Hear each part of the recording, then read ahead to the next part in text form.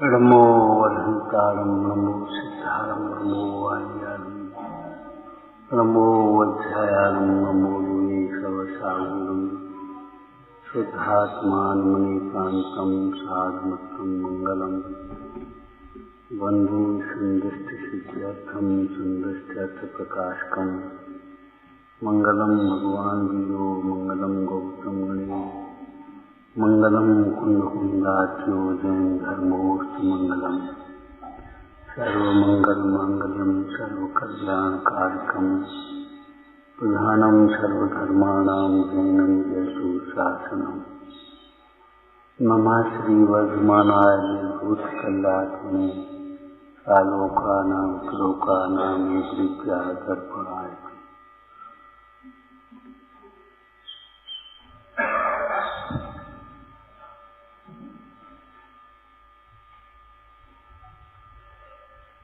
दस लक्षण धर्म,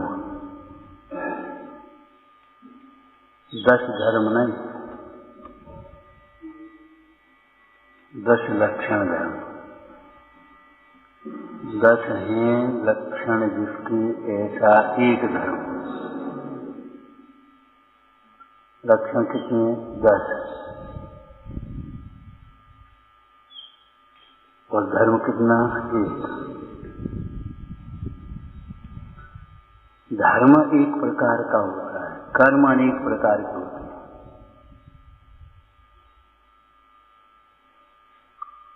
धर्म स्वभाव है,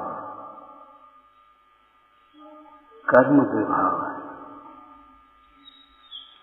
कर्म के फल भी अनेक प्रकार के हैं, धर्म का फल अनेक प्रकार का नहीं।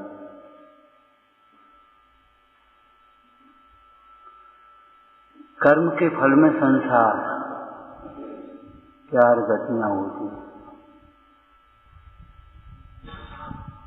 84 लाख योनियां होती, और उनमें एक एक कर्म के हिसाब से नाना प्रकार के शरीर हैं, संपदाएं विपदाएं हैं, बुद्धि है, संगनन है, आकार है, नाना प्रकार के कर्म नाना प्रकार के हैं, तो कर्म का फल भी नाना प्रकार का है। धर्म एक प्रकार का है तो उसका फल भी एक प्रकार का है। पंचम गति, बोलो अनेक प्रकार। सिद्ध भगवान के जो भेद कहे गए वो भूत निगम से कहे गए। वर्तमान में देखा जाए तो उन सिद्ध भगवंतों में कोई भेद नहीं।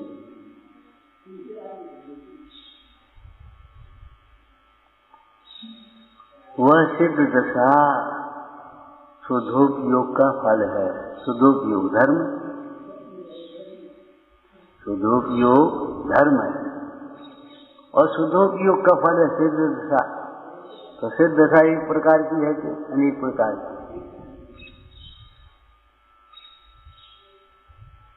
आत्मा की परिपूर्ण आनंदमय परिपूर्ण शुद्ध दशा,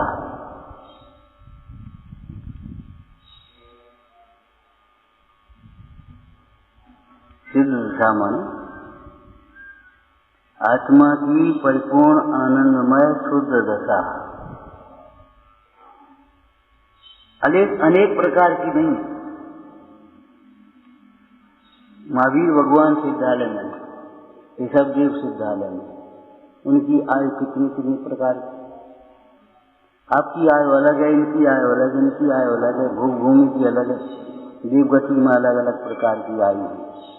लेकिन सिद्ध भगवान की आयु बता रहे हैं अनंता अनंत काल यथा तथा शिव परिणम साधी अनंत। आपका ज्ञान अलग प्रकार का क्षयोक्षम, इनका अलग है, इनका अलग है, इनका अलग है, मजदूर का अलग है, कारीगर का अलग है, कर्मचारी का अलग है, अधिकारी का अलग, सबके अलग अलग प्रकार। लेकिन सिद्ध भगवान का ज्ञान केवल ज्ञान, सबका एक सा ज्ञान, सबको एक सा सुख। इंद्रिय सुख अनेक प्रकार के दिखाई दे रहे। आप देखो बीमारियां अनेक, लेकिन स्वास्थ्य एक है। स्वास्थ्य के लक्षण अनेक हैं। स्वस्थ व्यक्ति का लक्षण हुआ जिसको कोई टेंशन न हो, कोई भार न हो, घबराए नहीं, जरा सी बात नहीं, जो खाए पिए उसको पच जावे, चलने में हंपनी नहीं आवे, सांस लेने में सांस नहीं पूरे, माने एक ही प्रकार का स्वास्थ्य होगा। स्वस्थ व्यक्ति जितने होंगे सब एक प्रकार के होंगे। और बीमार, किसी को ब्लड प्रेशर लो है, किसी को हाई, दोनों।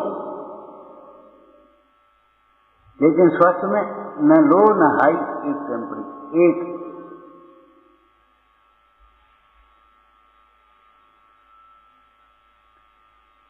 विचारना धर्म 10 नहीं है, धर्म के लक्षण 10 प्रकार। वस्तु अनेकांतात्मक है और एक द्रव्य अनेकांतात्मक है, एक गुण भी अनेकांतात्मक है और एक पर्याय भी अनेकांतात्मक। अमृतचंद स्वामी ने लिखा, विश्व में सब अनेकांतात्मक है। अगर अनेकांत आत्मक न हो तो एक वस्तु ही अनेकात्मक या सर्वात्मक हो जाएगी। अत्यंत भाव का भाव हो तो सर्वात्मक सिद्ध कर दे, लेकिन एक वस्तु अनेक प्रकार की, अनेक न हो, अनेकांत आत्मक न हो तो सर्व प्रकार की हो जाएगी। जैसे बोलो एक सोना है, सोना ही पीतल हो जाए, सोना ही तांबा हो जाए, सोना ही लोहा हो जाए, सोना ही धातु हो जाए, सोना ही लिक्विड हो जाए, सोना ही पानी बन जाए, तो क्या होगा? सोना क्या रहेगा? सोना सोना ही है, पीतल तांबा नहीं है, उसके लक्षण अलग। जीव जीव है, जीव पुद्गल नहीं है, धर्म नहीं है, अधर्म नहीं है, आकाश नहीं है, काल नहीं है। और जीव एक जीव अन्य जीव रूप नहीं, अनेकांतात्मक है। गेहूं गेहूं है, गेहूं चना नहीं, सरसों नहीं। एक अस्थि में अनेक नास्ती है कि नहीं? एक चौकी है, एक काठ की है तो स्टील की, सोने की कुछ नहीं। एक चौकी है तो चौकी है, तखत नहीं, कुर्सी नहीं। अभी कोई आए चौकी नीचे रखी हो और बच्चा आकर के बैठ जाए, ये क्या करता है? ये बैठने की चौकी नहीं है, शास्त्र की चौकी। तो बैठने की नहीं है, ये नास्ती हो गई, और शास्त्र की है, ये अस्थि हो गई। अस्थि नास्ती आत्मा की वस्तु हो गई कि नहीं हो गई? अनेकांत आत्मक कौन सा वस्तु नहीं है? बताओ आप, एक वस्तु का नाम बता जो अनेकांत आत्मक न हो, जो सर्वथा नित्य ही हो, अनित्य नहीं हो। कोई वस्तु ऐसी नहीं। आप तो बिल्कुल बदल गए, पहचान ही नहीं आ रहे। तो पहचान नहीं आ रहे तो बोलने कैसे लगे? इसका मतलब है कोई चीज ऐसी है जो नहीं बदली।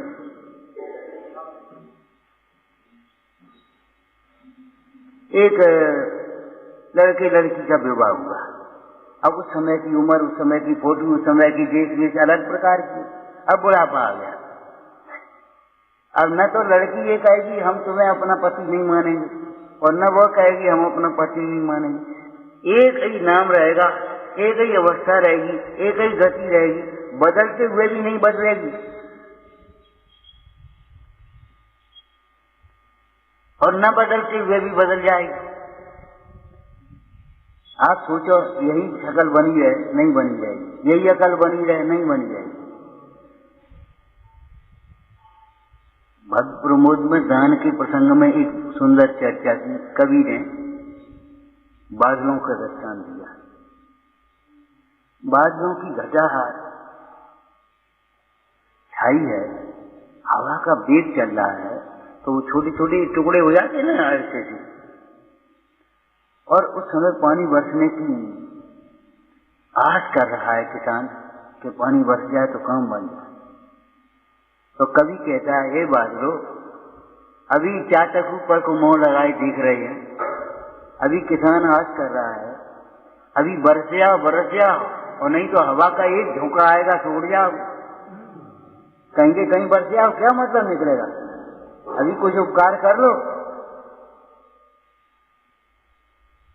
नीच शतक में लिखा, भैया जो अधिकार पा करके उपकार नहीं करते वे धिक्कार के पास हो जाते।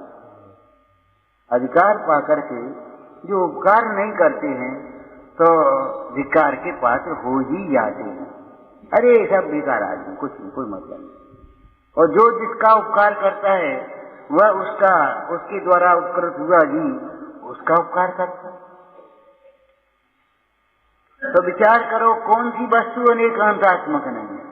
घी है, तेल नहीं है, मिश्री है, नमक नहीं है। और केवल नमक ही नहीं है, ऐसा नहीं, मिर्ची भी नहीं है, नींबू भी नहीं है।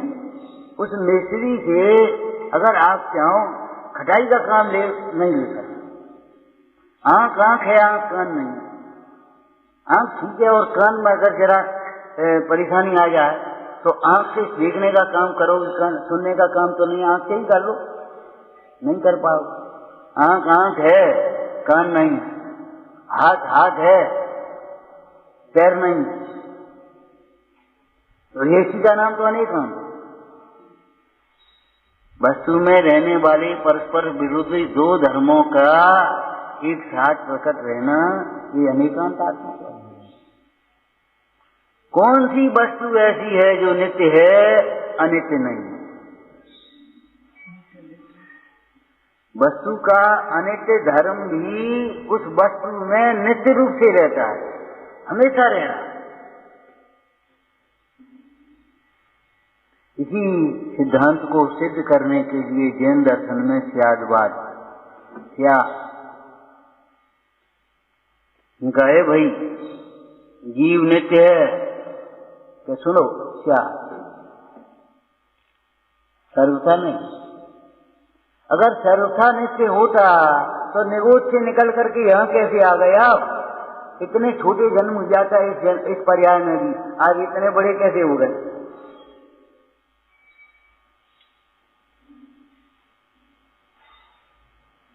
इतना बड़ा जन्म तो नहीं दिया तुमने, अब इतने बड़े कैसे हो गए?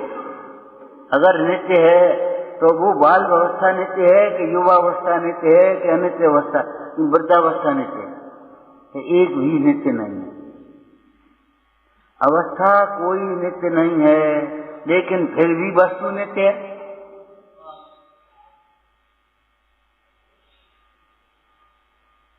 समय साथ जी की गाथा में से बोलो, ठीक है।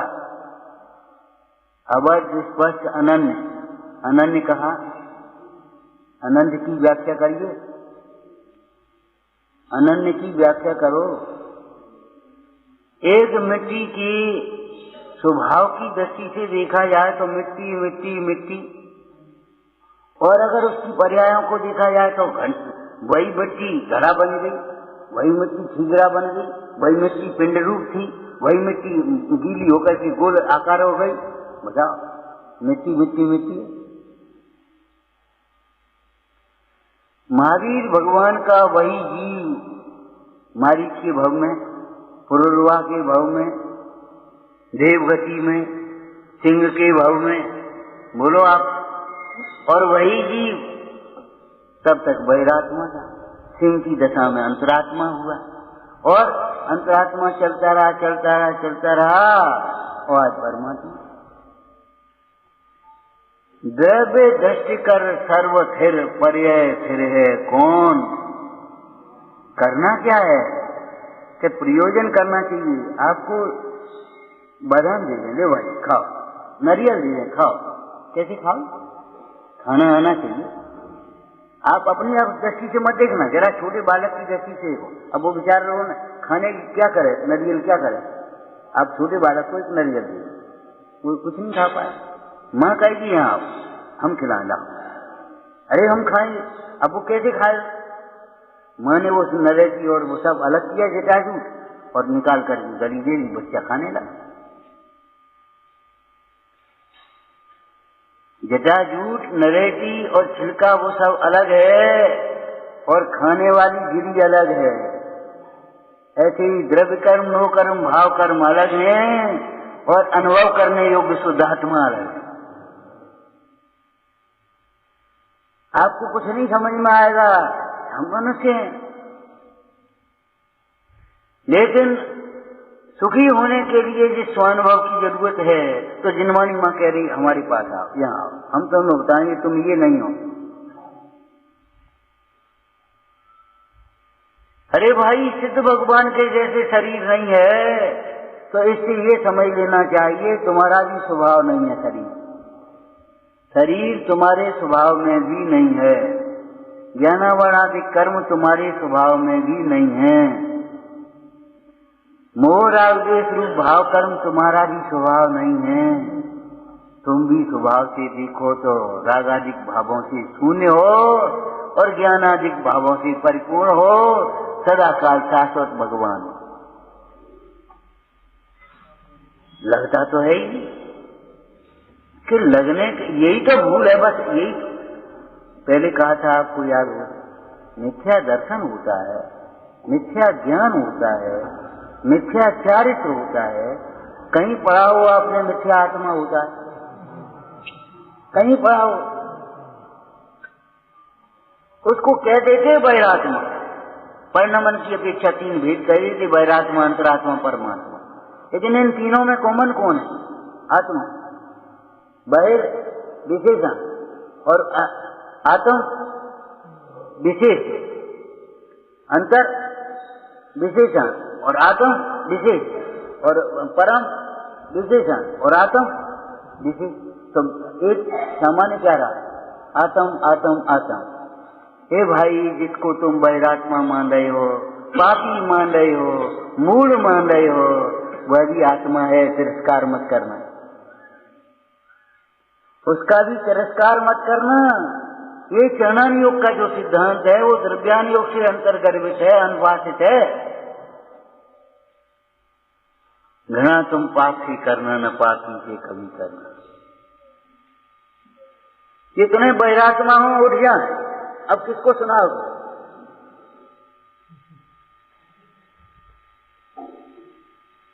हे भैया, तुम वैरात्मा माने बैठे हो, तुम आत्मा हो। आत्मा समझो, वैरात्मा नहीं हो। ये तो क्षणिक पर्यंती है, एक समय की पर्याय में भूल है, भूल मिट जाएगी, तुम ही अंतरात्मा बन जाओगे, काम बन जाए। अब वैरात्मा को हटा दो, हटो, वैरात्मा जाओ, बाहर जाओ, तो अब कौन बचेगा?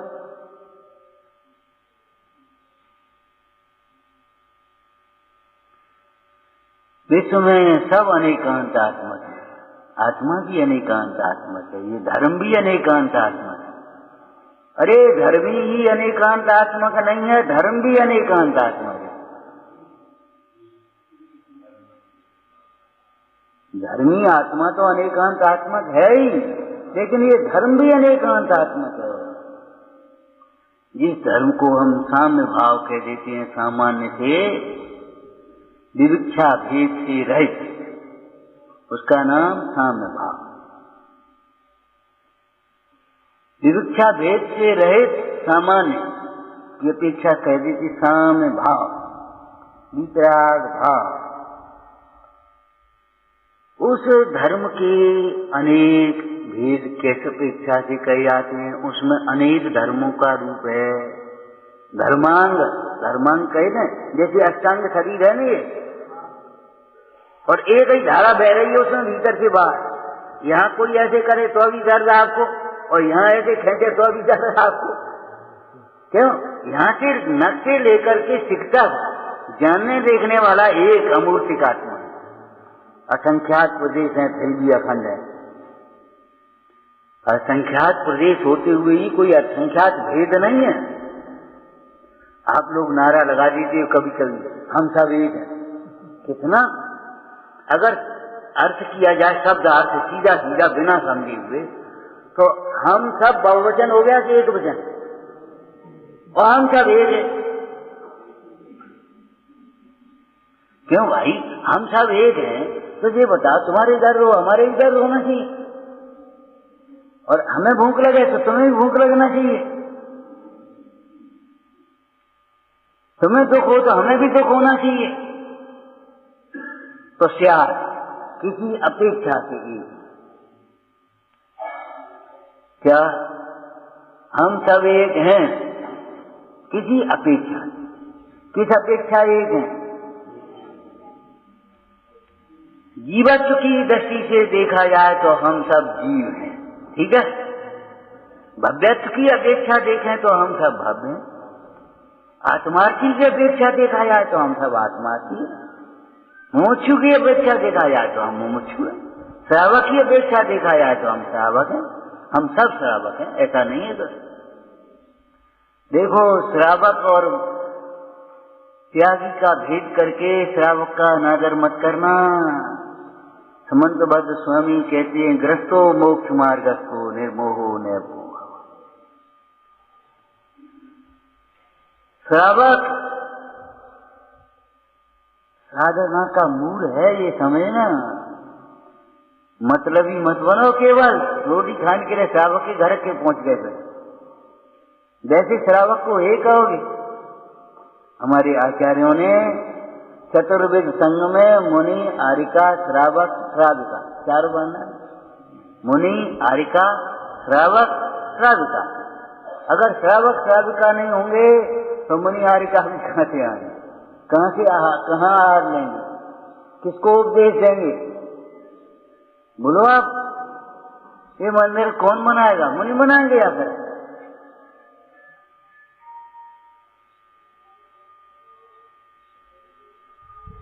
अरे सम्यक दर्शन हुआ, मोक्ष मार्गी हो गया, हम सब एक हैं, हमारा लक्ष्य एक है, हमारा साथ एक है। पढ़ा है तुमने संकल्प? संकल्प बोले हम एक हैं। ये सारे ऊपरी भेदभावों को भूल जाओ, एकजुट होकर के काम करो। आपसे पहले भी कहा था, देखो कितनी ताकत हो गई। अगर यहां लग जाए तो मर जाए आदमी, और अलग अलग करो तो क्या होगा? और ऐसी ताकत हो गई। लोक में कहावत क्या बोलते हैं मालूम है तुम्हें? बंधी मुट्ठी और खुली मुट्ठी। बंधा परिवार रहा हमारा तो, ए भैया कौन से मत बोलो, वो 4 जने हैं, 4 भैया हैं, वो अभी आ जाएंगे इकट्ठे होकर। और अलग अलग हो गए तो कौन पूछेगा? बंदी समाज रहेगी, आपके इतने वोट हैं, इतने फलाना है, इतने वो हैं, माने हर जगह। और अगर आप बंटवारी कर दिए फिर क्या होगा आपका? अरे एक बुहारी भी अगर बंधी रहती है तो उससे सफाई होती है, और खुल जाए तो उस बुहारी का ही कूड़ा हो जाता है।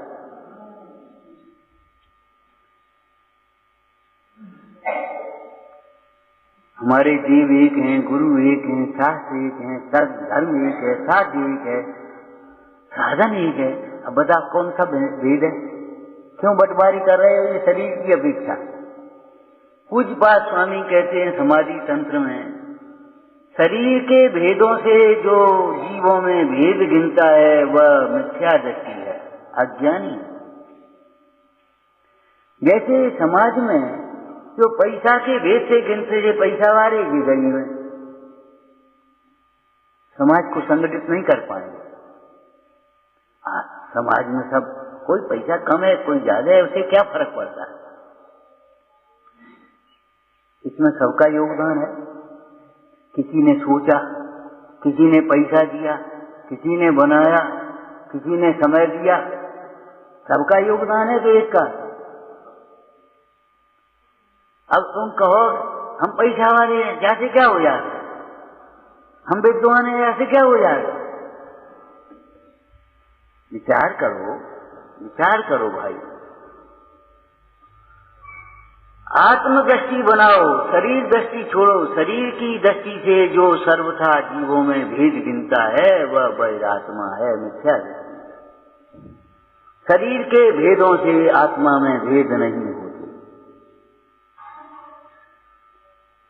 जैसे आभूषणों के भेद से सोने में भेद नहीं होते,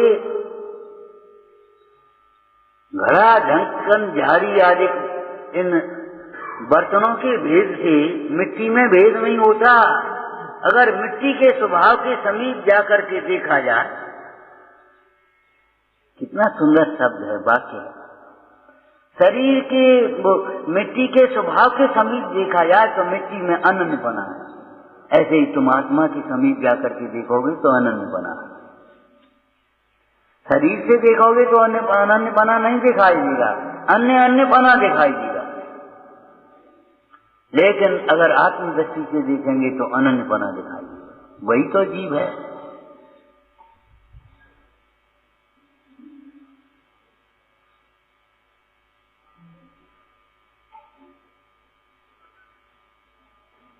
धर्म भी अनेकांतात्मक है।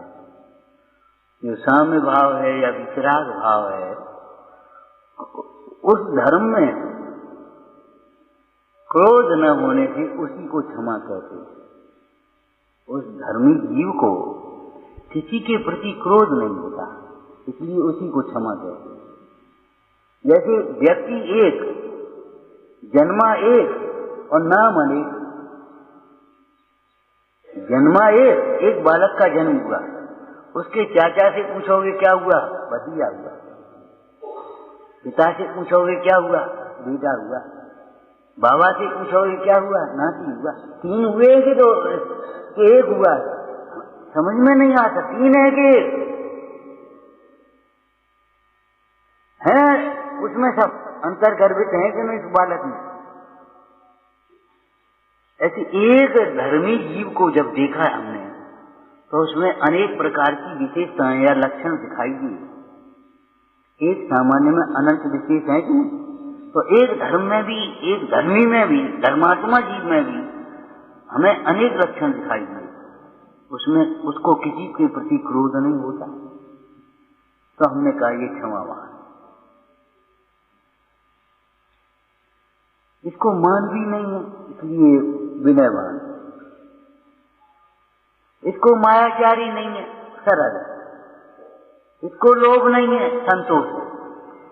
चार व्यक्ति नहीं है, एक क्रोध, एक क्षमावान है, एक विनयवान है, एक सरल है, एक संतोषी है, एक संयमी है। ऐसे भेद नहीं है, 10 भेद नहीं है। एक ही साम्य भाव के 10 लक्षण कहे गए। लक्षण किसे कहते हैं?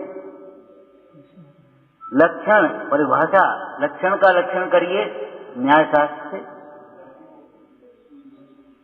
अनेक मिली हुई वस्तुओं में से लक्ष्य को अलग पहचानने वाले चिन्ह को, हेतु को लक्षण कहते हैं। तो अब हमने सोचा कौन धर्मात्मा है? ये तो बड़ी पूजा करते, 1 घंटे 2 घंटे पूजा करते भैया, ये तो बहुत दान देते, ये बड़ी उपवास करते हैं, ये इतना खूब यात्रा, क्या दफे यात्रा कर ली इन्होंने, 1 से 1 बंधन, 1 से 8 परिक्रमा कर ली, चाहे कुछ हुआ हो, जल्दी में कीड़े खोदे हो, लेकिन 1 से 8 परिक्रमा हो गई। तो भैया ये तो बड़ी धर्मात्मा है। लक्षण पहचानो, ये कोई धर्म के लक्षण तो नहीं कहे। धर्म का लक्षण कहा क्षमावान। बहुत सुंदर बात है। आत्मा में दुख नहीं है, आत्मदृष्टि होने पर दुख नहीं होता, और दुख नहीं होता तो नाना प्रकार से मन भी नहीं भटकता। जब आप स्वस्थ होते हो तो मन भटकता है।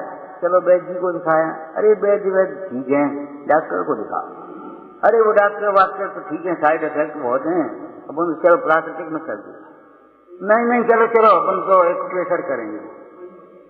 मन भटकता है बीमारी में, लेकिन जब आप स्वस्थ होते हो तो भटकता है। चलो किसी को दिखाया, नहीं। कहीं आप भूखे चले गए, बिना खाए पिए, घर से भूखे चले, बड़ा अपराध है।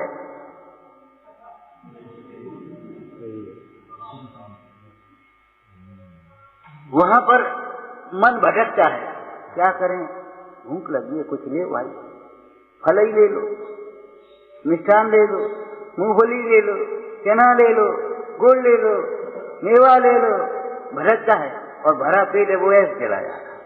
एक बार की आपको घटना सुनाई थी यहाँ बैठ करके। एक बार कुछ श्रावक लोग अपने यात्रा करने जा रहे थे। बाबा जी वहां रहते थे ब्रह्मचारी, तो बोले बाबा जी आप भी चलो। बोले नहीं, बोले माता जी आ रही हैं, आपका भोजन व्यवस्था सब सही हो जाएगी, आप तो चलो यात्रा करे आओ। फिर कौन जाओ, कैसे जाओगे? तो कहे ठीक है। बाबा जी ने अपना बिस्तर बांधा, अपना पानी वानी सब रखा, थोड़ी सी व्यवस्था करी और चल गई। एक लड़का बोला देखो बाबा जी, हंसी की बात नहीं है, जितना सबके पास सामान है आपके पास सबसे ज्यादा है। बिस्तर, इनके पास तो बिस्तर कुछ नहीं, बच जाएंगे अपन पानी की कैन और वो तुम्हारा डिब्बा और ये कपड़े और सब सामान, आपका सामान कितना? आप कहते अल्प परिग्रही, अल्प परिग्रही। बाबा जी हंसे, बोले बेटा एक बात बता, हम यात्रा में चलेंगे, ऐसे बैठे और इधर भी नहीं देखेंगे क्या बिक रहा है, इधर भी नहीं देखेंगे क्या बिक रहा है, कौन सी होटल पर क्या है पीना है, कहाँ मिठाई खानी है, कहाँ नमकीन लेनी है, कुछ नहीं, हमें कोई विकल्प नहीं, हमारा इतना ही परिग्रह सीमित है। और तुम्हारा परिग्रह, अब बताओ ज्यादा किसका? परिग्रह संयोग का नाम नहीं है, परिग्रह राग का नाम है, मोह का नाम है, द्वेष का नाम है। मंदिर में हम कितनी देर रहते हैं ये महत्व की बात नहीं है, मंदिर में रह करके हम अपने स्वरूप को कितना विचार करते हैं, कितना जाते हैं, कितना देखते हैं, ये महत्व की बात है। हम तो 2 घंटे लगाते, हम तो 3 घंटे लगाते। अरे 2-3 घंटे की बात नहीं है। आप मंदिर में बैठ करके क्या करते हैं ये बताओ? केवल कामनाओं की पूर्ति के लिए, कामनाओं के वशीभूत होकर के भगवान की भक्ति पूजा करते हो, ये मंदिर में आना सार्थकता नहीं है। इससे मंदिर में आने की सार्थकता नहीं हो जाती। मंदिर में आकर के अंदर वाले देव को पहचानो तो तुम्हारी सार्थकता है। आपको याद होगा बात, बोलो देवालय में विराजमान देव, देहालय में विराजमान देव को जानने के लिए, पहचानने के लिए है तुम्हारा कल्याण। उस देहालय में विराजमान देव के आश्रय से होगा। देवालय के विराजमान देव तब निमित्त होंगे, उपादान तुम स्वयं बनोगे तब। धर्म के 10 लक्षण हैं। इन लक्षणों से धर्मी को पहचानना कई बार बहुत बड़ी गलती हो जाती है। विवाह शादियों के संबंध में भी हो जाती है। वो लड़की बड़ी धर्मात्मा, फर्स्ट आई है वो परीक्षा में, और उसको भक्तामर याद है, उसको समझदार की गाथाएं याद है, उसको फलाना याद है, वो 1 घंटे पूजा करती है। अरे नहीं भैया, वो 2 बातें किसी की कितनी शांति से सहन कर लेती है, उसी धर्मात्मा की नाम करना कभी गलती नहीं होगी। और अगर 2 बातें सहन करना नहीं जानती है और क्षमा मांगना, क्षमा करना नहीं जानती है, तो धर्म से बहुत दूर है, ये समझ लेना। भूल में मत पड़ जाना, घर बर्बाद हो जाएगा।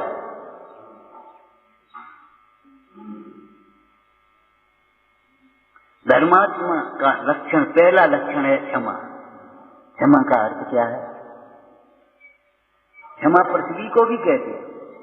पृथ्वी की तरह जो सहनशील है, खोद खाद पृथ्वी से है। दुनिया का कूड़ा करकट जाकर के पृथ्वी पटक देते हो, कुछ नहीं। अपना सारा भोजन पृथ्वी पर डाले हो, पृथ्वी कभी कहती है भाग। अगर आप अपने स्वरूप को नहीं समझते, हित अहित को नहीं पहचानते, अच्छे कार्यों में नहीं लगते, तो पृथ्वी पर भारभूत हैं। भारभूत है, कोई मतलब नहीं है। अरे जिसके मरण हो जाने पर, देह छूट जाने पर, अगर ये नहीं कहे भैया गांव सुनना हो गया, निरर्थकता है, चलो शांति वही चल रहा है, निरर्थकता हो रही। ये कोई जीवन है? क्षमा का अर्थ है सहनशील होना, सहनशील होना, अपना दोष देखना, दूसरे का दोष नहीं देखना। ये व्यवहार की बात कर रहे हैं हम, निश्चय की बात नहीं कर रहे। निश्चय की बात माने निर्दोष देखना। निर्दोष स्वभाव को देखने पर जो आनंद रूप भाव होता है, जो शांत भाव प्रकट होता है, उसको क्षमा कहते हैं। ये निश्चय की बात है। और यह भी कथन किसी अपेक्षा से व्यवहार का।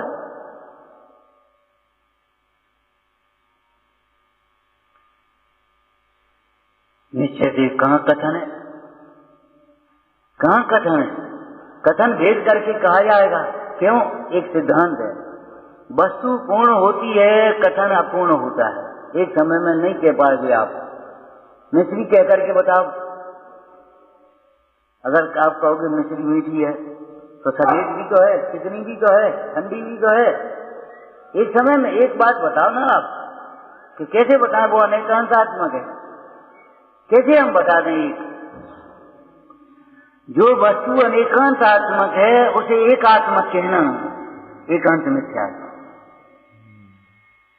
वस्तु के अनेक धर्मों को जानते हुए, अनेक धर्मों को गुणा करके एक धर्म की मुख्यता से कथन करना, वह तुम्हारा सम्यक नय है। और वस्तु में रहने वाले अनंत धर्मों की परवाह न करते हुए, न जानते हुए, एक धर्म को ही पूरी वस्तु कह देना, समझ लेना, मान बैठना, उसी के अनुसार प्रवर्तना, ये सब मिथ्या एकांत है।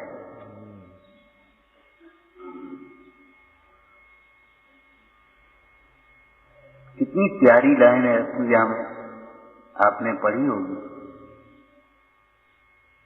दुख के प्रसंग में मन भटकता है, अभी चर्चा की थी। बीमारी में मन भटकता है, स्वास्थ्य में भी भटकता है? नहीं भटकता। ऐसे ही राग में मन भटकता है, वीतरागता में मन नहीं भटकता।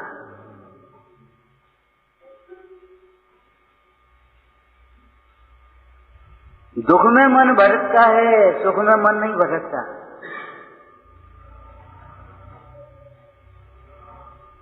और सुख स्वाश्रय से होता है।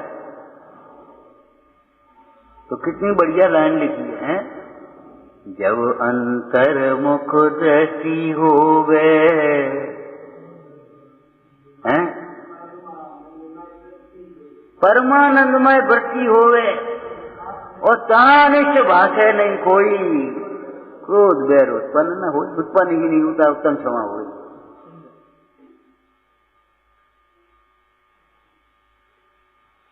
कोई काम हुआ ही नहीं तो बिगड़ने की बात ही नहीं। किसने बिगाड़ दिया? क्यों भाई ये कुआ किसने ला दिया? आप हंसोगे, क्या है कहाँ कुआ? तो आत्मा में दुख नहीं है, और आत्म दृष्टि में होने पर दुख होता नहीं है। जब दुख नहीं होता तो किसी में अनिष्ट की कल्पना नहीं होती, अनिष्ट की कल्पना नहीं होती तो क्रोध नहीं होता, और इष्ट की कल्पना नहीं होती तो मान नहीं होता, उस इष्ट की प्राप्ति के लिए लोभ नहीं होता। एक साथ युगपत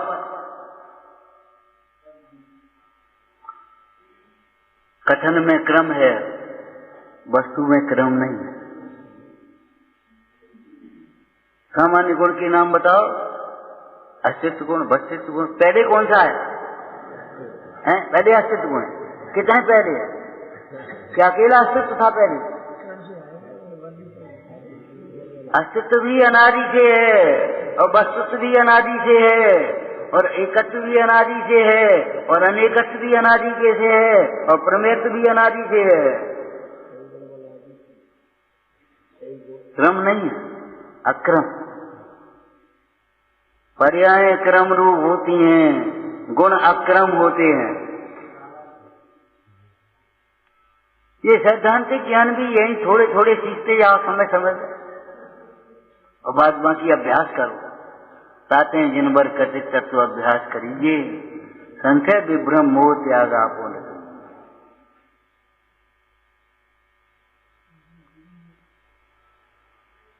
कितना ही कहा जाए अधूरा का अधूरा ही रहेगा, पूरा नहीं कहा जा सकता। एक कवि ने एक दुआ लिख दिया, वस्तु के स्वरूप को हम सर्वथा नहीं कह सकते। क्यों? है कहूं तो ना है, और ना कहूं तो है, और है और ना के बीच में जो कुछ है सो है। अब हम क्या कहें?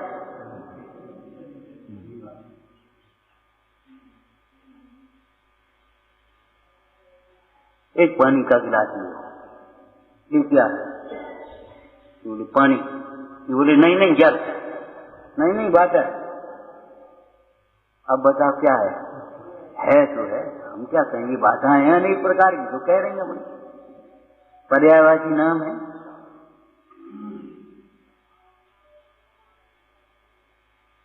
विचार करो, विवाद करो तो करते रहो।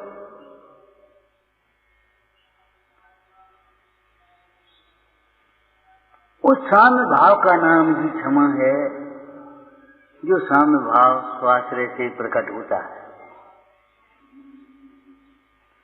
स्वाश्रय से प्रकट होने वाला परम आनंदमय भाव, उसी को साम्य भाव कहेंगे। क्यों? उसमें मोह नहीं है। मोह नहीं है। मोह नहीं है क्या मतलब? वह अपने स्वरूप को भूला नहीं और किसी पर को अपना नहीं माना।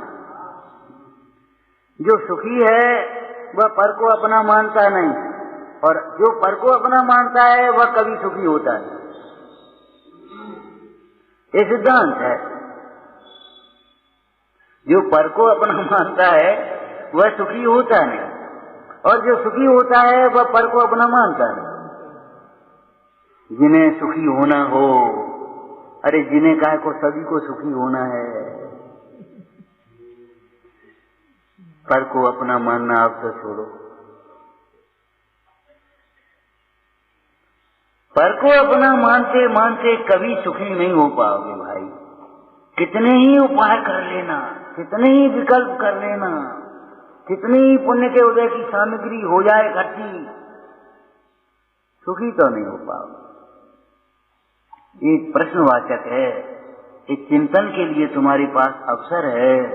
बहुमूल्य जगत का वैभव यह क्या हमको सुखी बना सकता है? सोचो तो फिर नहीं तो फिर उसके पीछे काय को पड़े। अभी हम कह तो रहे थे, आप अगर ये पैसा साथ ले जाते होते, साथ जाने की कोई व्यवस्था होती तो क्या होता? जब पैसा ये साथ नहीं जाता तब तो इसके पीछे मारा मारी मर्जी है, न्याय मचा है, गरीब अमीर के भेद पड़े हैं। पशुओं का चारा खा जाए आदमी, लैट्रिनों के पैसा, लैट्रिन खाता हूं। अगर पैसा साथ जाता होता तो क्या होता? लेकिन घबराओ नहीं, कुछ नहीं होगा, साथ जाएगा नहीं। जो पैसा को अपना मानते हैं वे जो पैसा के लिए अन्याय करते हैं, जो पैसा के लिए चोरी डकैती डालते हैं, जो पैसा के लिए मिलावट आदि जघन्य अपराध करते हैं, पैसा उनका भी नहीं होता, उनके साथ भी नहीं जाता, केवल धिक्कार रह जाता है, टेंशनमय जीवन हो जाता है, केवल टेंशन मिलता है और कुछ नहीं मिलता।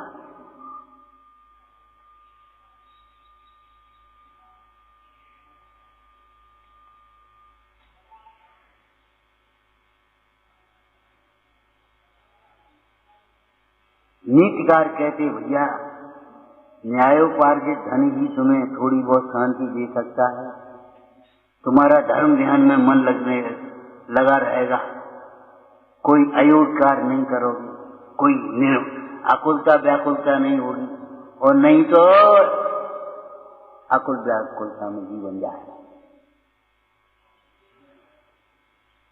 श्रावकाचार्य जी विराजमान है। क्या लिखा है पंडित सदा सुखदास जी ने? अगर रोटी खाने को भी नहीं हो गृहस्थ को, 2 टाइम में 1 टाइम और 2 दिन में कभी 1 दिन मिल जाए तो भी बड़ा धैर्य लगता है। और सारे कुटुंब को, अब तो कुटुंब है क्या, दो का एक, दो का एक है तो कुटुंब है क्या? पहले तो 5-5 भाई 6-6 बहनें, कुटुंब का माने अब सारा कुटुंब भूखा बैठा है, एक टाइम रोटी मिल रही है तो भी कुटुंब को बैठा करके वो मुखिया संबोधन करता है, इसमें पढ़ना सबका चाहिए। वो कुटुंबी जनों, पूर्व काल में तुमने किसी को अच्छा खाते पीते देख करके ईर्ष्या की होगी, किसी के खाने पीने में विघ्न किया होगा, चल रोटी खा लिया काम का, जल्दी कर, काम का नुकसान हो रहा, ऐसे बोल देते मजदूरों से कई बार। किसी को पिंजड़े में रख करके जेल में अन्नपान निरोध किया होगा, भोजन पान रोका होगा, अच्छा खाते हुए ईर्ष्या द्वेष किया होगा, विघ्न किया होगा। उस पाप के उदय से आज तुम्हें भोजन पान का ठिकाना नहीं। और संयोग की बात है, ऐसे ही जीव हम सब इकट्ठे हो गए कुटुंब में।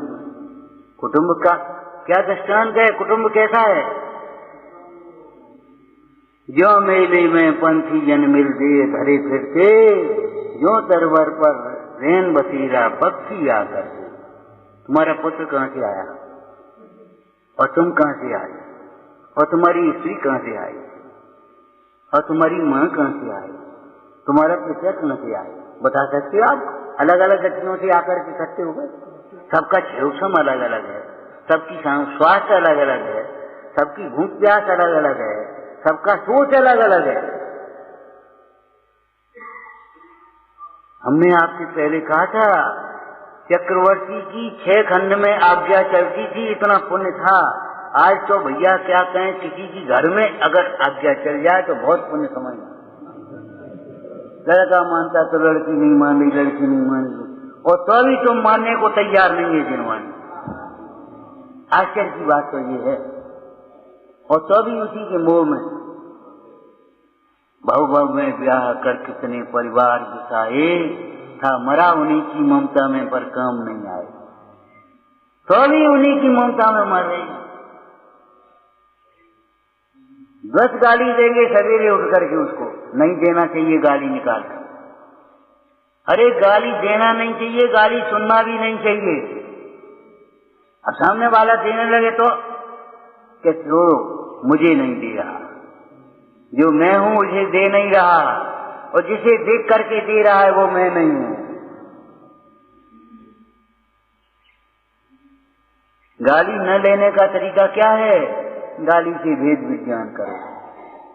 जिसे देख करके गाली दे रहा है वो मैं नहीं हूं, और मुझे देख रहा है, मुझे गाली दे नहीं रहा, मैं तो अमूर्तिक प्रदेशों का पुण्य हूं। एक बात। दूसरी बात, कर्णानुयोग से देखो, द्रव्यानुयोग हो गया, कर्णानुयोग से देखो, हमारे उदय के बिना तो नहीं दे रहा। हमने चाहे किसी को चाहे कुछ बोला होगा अपनी ठकराहट में, आज उदय आ गया तो हमसे बोल रहा है सामने वाला, अब हमें बुरा लग रहा है, हमें तकलीफ लग रही है। जब हम कुर्सी पर बैठे थे, सामने वाला बेचारा मजबूरी का मारा आ गया, तो हमने अपने रौब से चाहे कुछ बोला उसे। आज हमारा मौका लग गया, आज हमारा उदय आ गया, अब सामने वाला बोल रहा है, तो अब क्या इसमें दोष किसका है? उसका तो दोष नहीं। ये कर्म पूरब किए खोटे सही क्यों नहीं जिय रहा, अज क्रोध अग्नि बुझाए प्राणी सामने जल रही। क्रोध एक अग्नि, हरी भरी बगिया को जला दे, खत्म कर दे। कितने वर्षों की तपस्या दीपायन आदि की, क्रोध की अग्नि में स्वाहा। द्वारिका क्रोध की अग्नि में स्वाहा।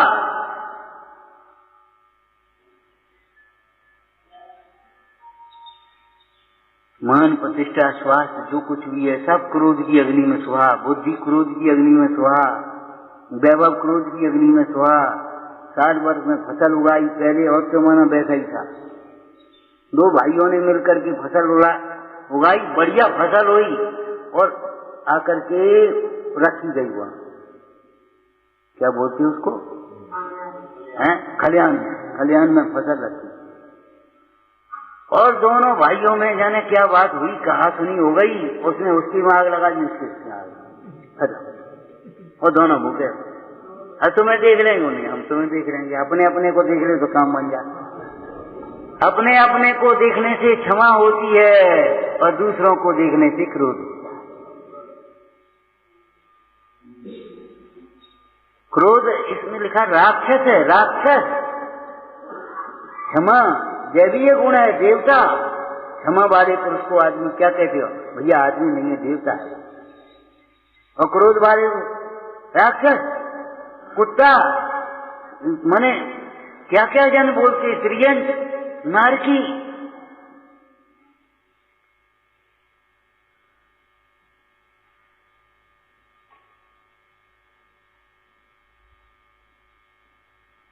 विचार करना, ऐसी अवस्था में जहाँ एक दिन में एक बार ही भोजन मिल पाए, 2 दिन में एक बार मिल पाए, और कुटुंब साथ में हो, अकेला नहीं हो, और तो भी संबोधन करता है वो कुटुंबी जन। अपन ने पूर्व में ईर्ष्या की होगी खाते पीते लोगों को देख करके, इनके खूब ठाट हैं, बढ़िया खा रहे पी रहे, माल ओढ़ रहे। कभी अपन बोल जाते ऐसे एक दूसरों से,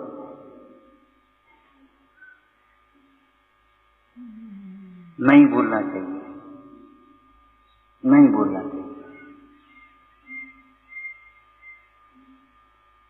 हमने आपको बताया, आपकी थाली में आपके पुण्य प्रमाण सामग्री आएगी और इनकी थाली में इनके पुण्य प्रमाण सामग्री आएगी। ईर्ष्या मत करो,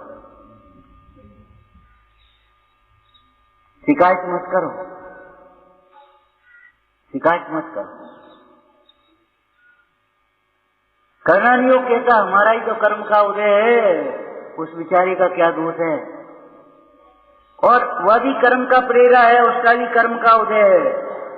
आत्मा गाली नहीं दे रहा उसकी, उस सामने वाली व्यक्ति का आत्मा गाली दे रहा है कि शरीर गाली दे रहा है। और तुम भी दो, आत्मा को गाली दे रहा है कि शरीर को गाली दे रहा है। अगर आत्मदृष्टि से देखा तो कोई किसी को गाली नहीं दे रहा, और शरीर दृष्टि से देखो तो कोई किसी को गाली नहीं दे रहा। फिर क्या है ये? लहरें पानी में होती हैं कि पानी के ऊपर होती हैं? अरे पानी का ही परिणमन है, लेकिन पानी के भीतर लहरें नहीं होती, और पानी के ऊपर नहीं होती, हवा में होती है क्या? और पानी का ही परिणमन है वो। कैसा स्याद वक्तव्य, स्याद अवक्तव्य वस्तु का स्वरूप है।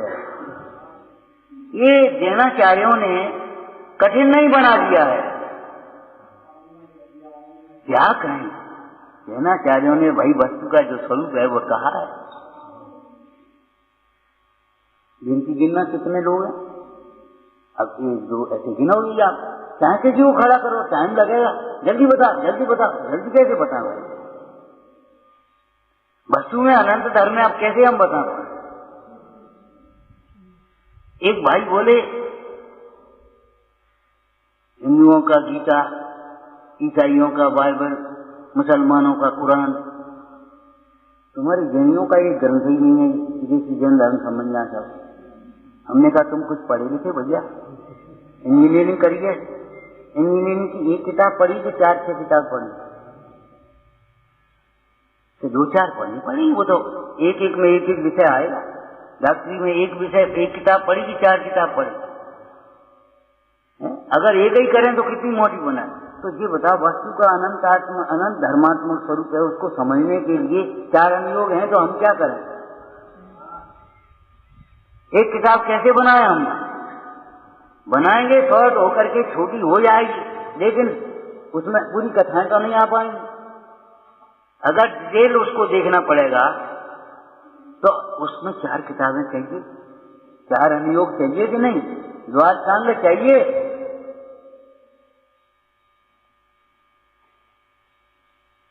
अनंत सुख चाहिए तो अनंत सहन शक्ति चाहिए। ध्यान रखना, कहां तक सहन करेंगे, भाषा छोड़ देना, ये विकल्प छोड़ देना। कहां तक सहन करें बोलो, जहां तक तुम्हें सुखी रहना हो। जब तक सुखी रहना हो तब तक सहन करते चले कर अंत में सहन शक्ति से वो क्रोध की अग्नि हारेगी। उपसर्ग करने वाले हारे हैं, उपसर्ग जिनके ऊपर किया है, ऐसे क्षमा धर्म के धारक योगीश्वर कभी नहीं हारे। पार्श्वनाथ को तो केवल ज्ञान हो गया, कहां तक सहन करें। कर्णान योग से देखें तो अपना ही उदय है, और चैनान योग से देखें तो भैया क्या कहोगे, क्यों भैया, अरे बोलो, सुस्त मत बोलो, शरीर का बुढ़ापा है, आत्मा का नहीं। हाँ बोलो। चैनान योग से, अरे हमारा ही दोष है, हम उसका बुरा मान क्यों रहे, हम उसमें एकत्र क्यों कर रहे हैं। क्यों तूने मुझे गाली क्यों दी, कि तुमने गाली देने वाले को अपना क्यों समझा, दोष किसका, समझ में आ गए क्या कह रहे हो। हम कह रहे तूने मुझे गाली क्यों दी, तूने कर रहे हो उसको, लाड प्यार से भी नहीं बोल पा रहे। क्रोध भाषा बिगाड़ देता है, मुद्रा बिगाड़ देता है, परिणाम बिगड़ जाते हैं। बिगाड़े बिगाड़ तो है क्रोध में, सुधार क्या है। क्रोध से समाज का सुधार हो सकता है, हम क्रोध करें तो क्या समाज का सुधार हो जाएगा और हमारा सुधार हो जाएगा क्या। तो क्रोध में बिगाड़ ही बिगाड़ है, क्षमा में सुधार ही सुधार है। जिन्हें सुधार करना हो उनको क्षमा को पकड़ना चाहिए, और बिगाड़ तो किसी को करना नहीं, इसलिए क्रोध की बात तो है। तो चैनानुयोग पद्धति से हम अगर विचार करें तो वर्तमान की जो पर्याय है, जिसको देख करके वो क्रोध कर रहा है, गाली दे रहा है, मार रहा है, पीट रहा है, जो कुछ भी कर रहा है, वह हम है ही नहीं। गलती हमारी है, हम उसे अपना क्यों मान रहे है। क्या कह रहा है, उस बच्चे को तुम अपना क्यों मान रहे। बच्चे से कह रहे, अब कभी कभी दो बच्चे एक साथ खेलने वाले लड़ने लगते, एक का पक्ष लेकर के वो अपन बोलने लगे, तो गलती किसकी है। और वे 2 दिन बाद फिर खेलने लगे, उनका कुछ नहीं बिगाड़ पड़ा, लेकिन और तुम फटे में टांग मुफ्त में हो गए। परसों एक दृष्टांत दिया था, एक बार क्या हुआ, कच्ची सड़कें होती थी, गांव की गलियां, एक सर पर निकला और सर पे ऐसे चला गया। तो मट्टी की जो सड़क है उसमें एक लकीर सी बन जाती है, सर पे चला जाए तो लकीर बन जाएगी उसकी। एक आदमी निकला घर से, उसने देखा ओ सांप निकल गया, अच्छा लाओ मेरी लाठी। तो लाठी ले करके उसको लकीर को खींचने लगा, सांप तो गया। अब लाठी को या तो लाठी टूटेगी या तो ये माथे लूडो मरेगी, और क्या होगा। ऐसे ही जो परिहास चलेंगे उनको याद कर करके हम वर्तमान में क्रोध कर रहे हैं, अपने नए कर्म बनेंगे, वर्तमान में आकुलता होगी, और क्या फायदा होगा बोलो।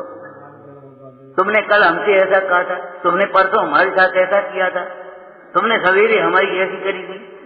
अरे सवेरा गया भैया, कल गई, परसों गई, अब क्या करोगे ये बताओ, अब सोचो क्या। अरे बिना पढ़े स्वाध्याय वाले लोग, समझदार लोग कभी कभी कह देते थे भैया अब बिना कहीं तो हो नहीं है, अब तो क्षमा करनी ही पड़ेगी, यहाँ नहीं करोगे वहां करोगे, कहीं तो कहीं करना पड़ेगा, क्षमा तो करनी ही पड़ेगी। क्षमा के अलावा कहीं शरण नहीं है। पूरा वाक्य बोलो, पिछली बार भी बोला होगा। जैसे अज्ञान से होने वाले दुखों के दूर करने का उपाय सम्यक ज्ञान की प्राप्ति, ठीक है, सम्यक ज्ञान का अभ्यास। मोह से होने वाले दुख को दूर करने का उपाय सम्यक की प्राप्ति है, सम्यक की प्राप्ति। ऐसी क्रोध से होने वाले दुख को दूर करने का उपाय क्षमा का दान।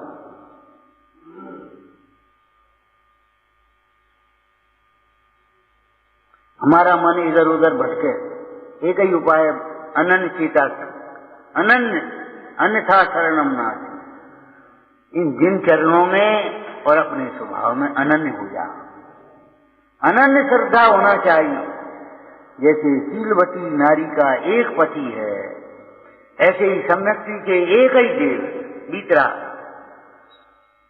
एक ही गुरु है निर्गंध, एक ही धर्म है अहिंसामय। हिंसा किसी का धर्म नहीं है। हिंसा किसका धर्म है? झूठ बोलना किसका धर्म है? चोरी करना किसका धर्म है? किसी धर्म में लिखा हो, अरे मत में भी लिखा हो समझदार लोगों के, धर्म तो बात एक ही है। धर्म किसी की मान्यता नहीं होती, धर्म तो वस्तु का स्वभाव होता है। ये नाना प्रकार की मान्यताएं हैं, धर्म नहीं। लेकिन फिर भी जिन लोगों ने समझदारी से कुछ धर्म की अपनी व्याख्या करी, बताओ किसी धर्म में ये कहा हो कि क्रोध धर्म है? समय को धर्म का, अरे जली जमीन में खेती होती है क्या? अंकुरा होते हैं, अंकुर भी निकल जाए ऐसा होता है क्या? तो धर्म का अंकुरा कैसे आ जाए? क्रोध से जली हुई जमीन में, चित्त भूमि में धर्म का अंकुरा नहीं हो सकता। क्रोधी जीव शब्द तो सुनेगा लेकिन अर्थ विपरीत ग्रहण करेगा। अकेले क्रोधी की बात नहीं है, मानी अर्थ तो शब्द तो सुनेगा और अर्थ विपरीत ग्रहण करेगा, अभिप्राय ग्रहण नहीं करेगा। चरणान योग कहता है हमने ही तो अपना माना, उस कर्म के उदय में जुड़ान किसने किया?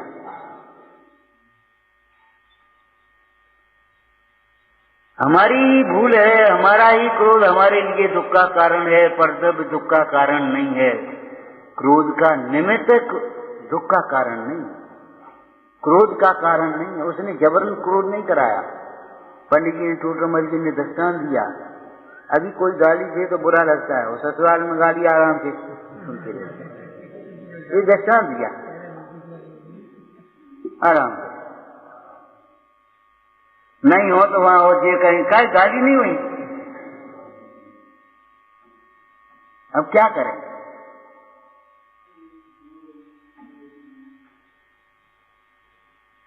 अभी आपके ऊपर एक छींटा डाल दे तो बुरा लगेगा आप, और होली में खूब सब्र रखो और हंसोगे।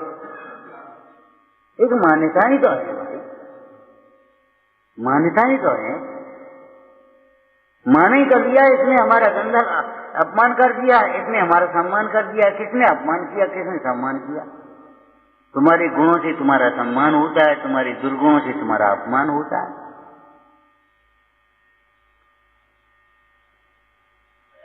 चरणान योग कहता है किसका दोष है? उस कर्म में जुड़ा कौन? क्या करें, हमारी बड़ी कर्म का उदय आ गया, ठीक है, उस समय ज्ञान का उदय है कि नहीं? और ज्ञान के उदय ने कर्म के उदय को जाना है कि एक में एक हो गया जाना है? तो जी बता, तुमने उस कर्म के उदय को अपना क्यों जाना? कर्म के उदय को अपना क्यों जान लिया? ये गलती किसकी हुई? क्या करें, ऐसे गांव में पैदा हुए जहाँ स्कूल नहीं, कुछ नहीं, पर मंदिर नहीं और वो साधन नहीं, तो तुम ऐसे गांव में क्यों पैदा हुए? ऐसे गांव में क्यों नहीं हुए जहाँ सैकड़ों मंदिर हैं, हजारों घर हैं, 3 टाइम स्वाध्याय होता है? ऐसे क्यों गांव में पैदा नहीं हुए? बस आओ, मेरे हाथ की बात है, तुम और किसके हाथ की बात? तो पिताजी के हाथ की बात है या माँ के हाथ की बात है? विचार करो भाई, तुमने ही ऐसे कर्म बांधे हैं, मंदिर बगल में है और मंदिर की विराधना करी है, तो अब ऐसा उदय आ गया कि मंदिर नहीं मिला। तुमने ही गिरवाणी सुनी अनसुनी करी है, तो जब सुनने का भाव हो गया, अब सुनने को नहीं मिल रही। अगर कोई आने नहीं दीवे, नहीं जाओ, नहीं सुने, पहले यहाँ काम करो, देखो बीमार की सेवा करो, तो आपको बहुत बुरा लगे। और कदाचित कहानी तुम्हारी कम सुनने लगे तो क्या करोगे? सुनाई देना बंद हो जाए तो क्या करोगे? सोचो, विचार करो। दूसरे को दोष देना सरल है, अपना दोष देखना कठिन है। और जब तक दूसरे को दोष देते रहेंगे तब तक क्रोध की उत्पत्ति होती रहेगी, क्रोध की वृद्धि होती रहेगी, क्रोध की परंपरा चलती रहेगी। और जब अपना दोष देखना शुरू करेंगे उसी समय से क्रोध घटने लगेगा, टेम्परेचर नीचे आने लगेगा। टेम्परेचर है क्रोध, नीचे आने लगेगा। थोड़े थोड़े क्षमा भाव अच्छा लगने लगेगा, सुहाने लगेगा हमारे जीवन में, व्यवहार क्षमा प्रकट होने लगेगा। और जब अपने निर्दोष स्वरूप को देखोगे, परमार्थ क्षमा, स्वाभाविक क्षमा, उत्तम क्षमा प्रकट हो जाए, बिना चाहे, बिना किए हुए, लेकिन बिना पुरुषार्थ के नहीं। ध्यान रखना, चाहना पुरुषार्थ नहीं है, चाह होना अलग बात है, पुरुषार्थ होना अलग बात है। पैसा की चाह सबको है, लेकिन पुरुषार्थ पैसा का हर एक को नहीं। और पुरुषार्थ के नाम पर ही तुम्हारा उल्टा सीधा दंड फंड। अरे पैसा पुण्य के उदय से आता है, पुण्य में लगो तो तुम्हारा पुरुषार्थ है कुछ।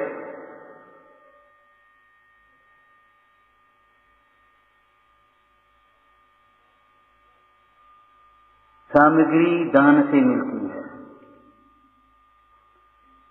आहार दान वाला जीव भोजन के लिए कभी परेशान नहीं होगा, और अल्पकाल में उसके भोजन क्षुधा रोग का अभाव होता है।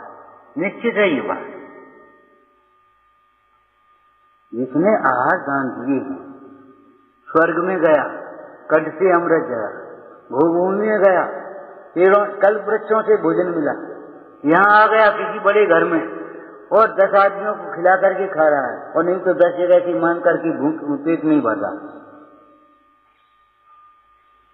आहार दान देने से भूख मिटेगी, आहार करने से नहीं। आहार करने की बात करो तो तुम सुन लो, 3 लोग को ना जो खाए। क्या कह रहे, ये तो याद है तुम्हें? 3 लोग को ना जो खाए, मिटे न भूख, कणा न लहाए। यहाँ भी पशुओं की भूख कितनी है, आदमियों की भूख कितनी है, और आदमियों में भी पुण्यवानों की भूख कितनी है, और पाप की भूख कितनी है। और आगे हम एक बात कह दें, पेट की भूख कितनी है और मन की भूख कितनी है।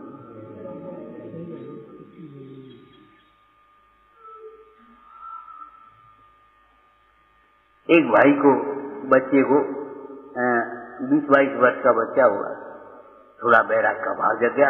अपन को उलझना नहीं है संसार में, सब अपना धर्म ध्यान करना है।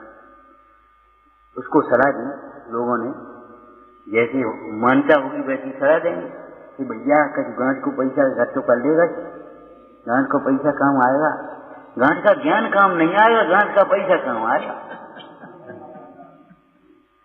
तो उसने कहा अपने गुरु महाराज, महाराज भाव तो है हमारा, पैसा वैसा है नहीं हम पे, अब क्या करें, पहले पैसा इकट्ठा कर लें थोड़ा, और उसके बाद फिर हम निवृत्ति के मार्ग में निकलेंगे। जो पट्टा दिखा है तुम्हारे पास, इतनी आयु है बाकी, इतनी आयु बाकी है, कल की कह सकते हो आप। 7 2 साल 10-5 साल नौकरी कर लें, व्यापार कर लें, 7 10-5 साल जैसे लगते हैं जैसे पट्टा लिखा हो तुम्हारे पास, कल की पता नहीं है। भैया उज्जैन में मत रहो, आत्मा आराधना के लिए धन नहीं चाहिए, नहीं तो निर्धन क्यों होते धन को छोड़ करके। एक बात। दूसरी बात, तुम सोचो शरीर, तो शरीर अपनी चिंता करेगा, तुम्हें चिंता करने की क्या जरूरत है? तुम आत्मा की आराधना करो, साधर्मियों का वात्सल्य ऐसा होगा वे तुम्हें संभालेंगे, काय को लगे हो इन बातों। जो आत्मा को संभालते हैं, आत्मा की आराधना में लगते हैं, सैकड़ों श्रावक उनके लिए ऐसे खड़े, हे स्वामिन अत्र आवा शिष्टो, लेकिन तभी खड़े दे पाएंगे जब तुम्हारा उदय होगा, अगर उदय नहीं होगा तो नहीं दे पाएंगे। बुरा मत मानना, बुरा मत देखना, अरे सब मतलब के हैं, सब स्वार्थ के हैं, ऐसा मत सोचना।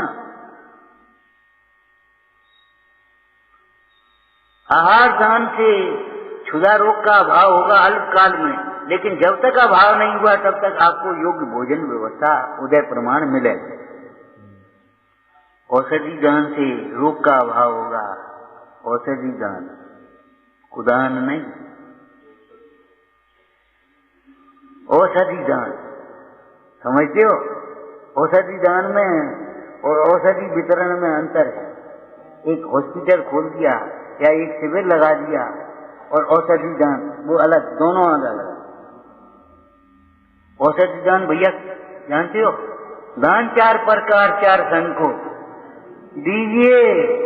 कोई धर्मात्मा बीमार हो गया, उसको उसके नियम के अनुसार निर्दोष प्राकृत औषधि देना, दिलवाना है, उसकी व्यवस्था में अनुमोदना करना, वो तो है औषधि दान। और सामान्य लोगों को आहार दान वो देना, वो है करुणा दान। और अवक्ष खिलाना, ये तो कुदान हो गया। कोई सामान्य व्यक्ति बीमार हो जाए, पशु पक्षी बीमार हो जाए, तो उसको एक निर्दोष विधि से उसको उपचार करना, उपकार करना, ये करुणा दान हो जाता। पात्र नहीं है ना वो। और धर्मात्माओं में से कोई हो जाए तो उसको निर्दोष औषधि देना विधि के अनुसार। एक मुंडाज बीमार हो गए, अब बताओ पंडित जी क्या करें इनको?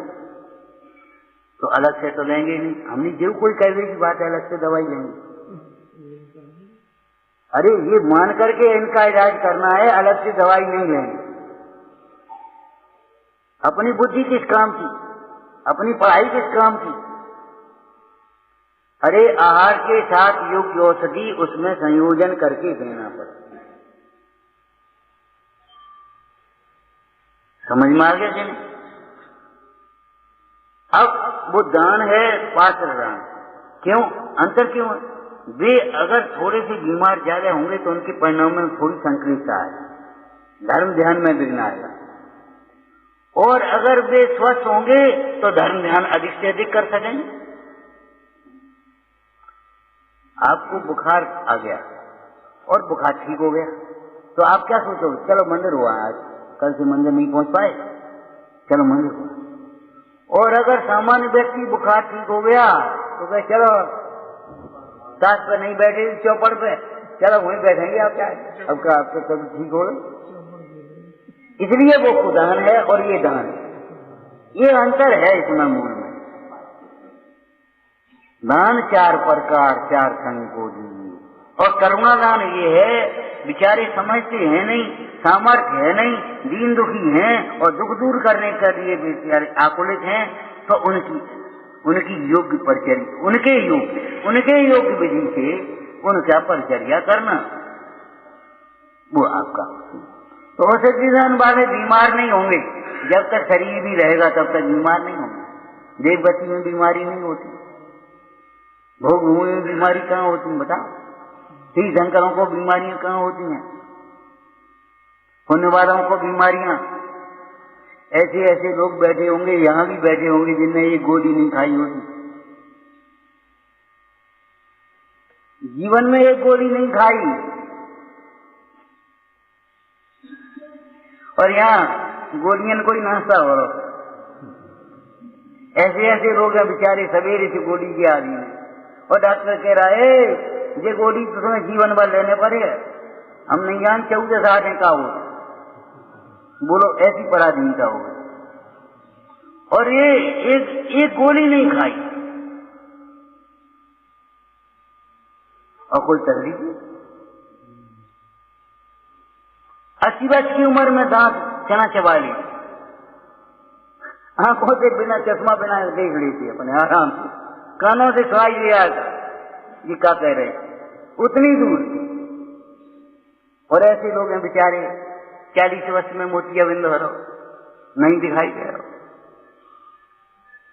कहूँ ब्लड प्रेशर हो रहा है, कहूँ ये हो रहा है, कहूँ कैंसर हो रहा है, कहूँ कुछ हो रहा है, बताओ आप। तो उस श्रावक ने कहा, हे भाई, पूर्व काल में हमने धर्म के स्वरूप को नहीं समझा, आज महाभाग्य से जिन देव का उपदेश हमें मिला है, हमारे ऊपर जिम्मेदारी व्यवहार से है, तुम सबके पालन पोषण की, ये हम समझते हैं, हम पुरुषार्थ से करेंगे, मेहनत करेंगे, भाग्य प्रमाण जितना मिले उतने में बंटवारा कर लो भैया, उतने खाओ पियो। अब हम दुर्लभ जिन धर्म को पाकर के अन्याय तो नहीं करेंगे। ओहो, दुर्लभ जिन धर्म को पाकर के अन्याय तो नहीं करेंगे। और तुम भी ऐसा कोई काम मत करो जिससे हमारा धर्म बिगड़े।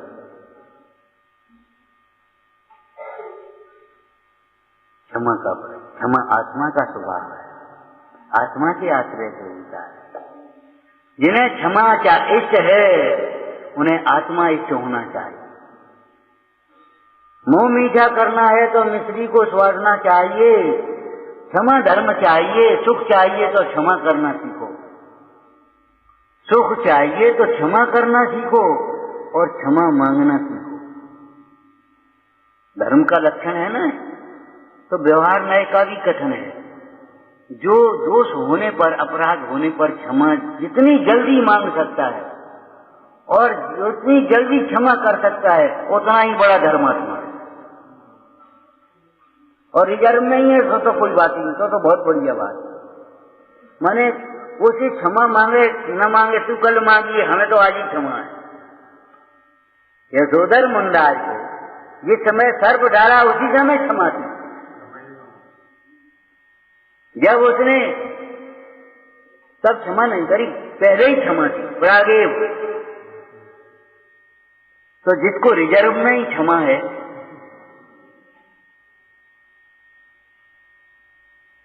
पहले से ही क्षमा है, सहज भाव से क्षमा है, सोच सोच करके नहीं क्षमा करनी पड़ रही, उसका नाम धर्मात्मा है। ये धर्म का लक्षण है। आप धोखे में मत आया ना कि इतनी पूजा कर रहा है, इतने शास्त्र पढ़े हैं, इतने ये काम कर रहा है, इतनी पूजा करता है। नहीं नहीं भैया, धर्म का लक्षण ये है जो जितनी सहजता से स्वीकार कर देता है। तो ऐसा क्यों कह रहे, ऐसा क्या कर रहे, ऐसा क्यों है, ऐसा क्यों है, ये नहीं, अतर्को स्वभाव है। इसका मतलब कोई डरपोक बनाना नहीं, एक विनयवान बनाना नहीं। जब हमारे गुरु कह रहे, कोई कह रहा, तो उन्होंने सोच समझ के ही कहा अब हम परीक्षा करेंगे। तुम परीक्षा क्या करोगे?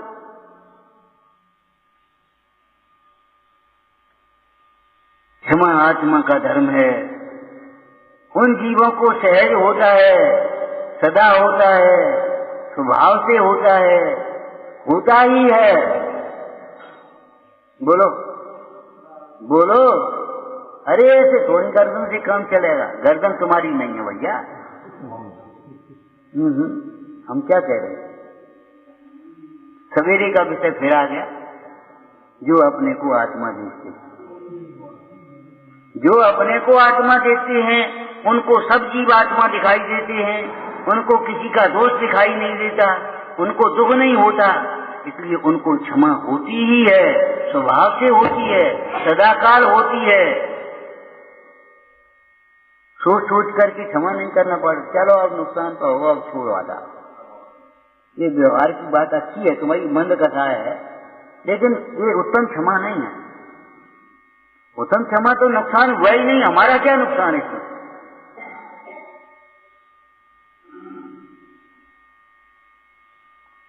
अपने चिंतन को तात्विक बनाओ, तत्व अभ्यास करो। देखो भाई, 24 घंटे दूसरों के कामों के लिए हैं, दूसरे कामों के लिए हैं। देखो क्या कह गए, क्या कह गए, दूसरों के कामों के लिए हैं और दूसरे कामों के लिए हैं। अरे थोड़ा समय अपने लिए निकालो, और अपने लिए केवल केवल अपने लिए आत्मदृष्टि से अपना चिंतन करो। हमारा स्वभाव क्या है, हमारा साध्य क्या है, और हम कहाँ लगे, चले जा रहे इधर, कहाँ जा रहे कि गवालियर जा रहे, अब चले जा रहे इधर, होना है सुखी और चले आ रहे परिग्रह की ओर। भैया विचार करो, होना है सुखी और तुम्हें लक्ष्य करके क्रोध बढ़ाते चले आ रहे। शांत शांत शांत, विरम विरम, विरम विरम, अलम अलम, ये शास्त्र में शब्द हैं। विचारना। ओम नमः।